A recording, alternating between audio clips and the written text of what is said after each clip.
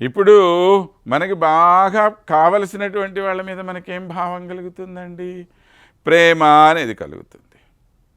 మంచిదే, అది ఉంటుంది ఎవరికైనా, కాదనట్లేదు. కానీ ఒకటి కష్టంలో ఉన్నాడు, బాగా ఇబ్బంది పడుతున్నాడు. అలాంటి వాడిని చూడగానే మన మనస్సులో మరింతగా ప్రేమని మించినటువంటి దయ అనేది కలుగుతుంది. ఈ దయ అనేది ఉండటం చేత మనకు చాలా గొప్పదైనటువంటి భాగ్యం లభిస్తోంది.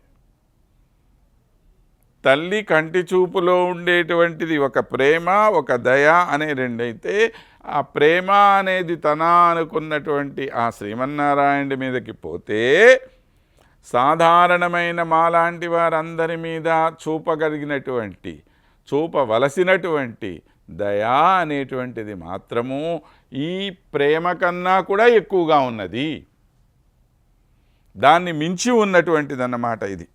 కాబట్టి కష్టాలలో పడిపోయి అల్లాడుతున్నటువంటి ఈ జీవులందరి మీద కూడా ఆ తల్లి యొక్క దయా అనేది ప్రసరింపచేయవలసినటువంటి అవసరం ఉన్నదన్నమాట. ఎందుకని? ఈ దయాగుణమే అమ్మవారిలో చాలా ఎక్కువగా ఉంటుంది.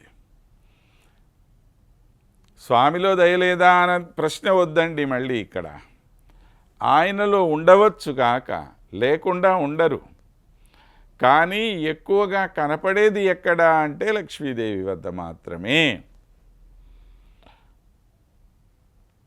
అందుకే మనకి లక్ష్మీ సహస్రంలో స్వామిని వర్ణిస్తూ అంటారు, విష్ణౌ ఉష్ణాంశు వంశం గతవతి విభోదద్వేషి శోషాయ రోషాత్ ఏష్యత్తత్యోషిత ఆగః శతమపి కృపయా క్షంతు కామేవ నూనం ధత్తే కన్యా జనన్యా గుణమితి నిపుణం కిం వదంతిం వదంతి పూర్వం సర్వం సహాయాం ఉదయం అకురుథా భోగి శైలేంద్రకాంతే.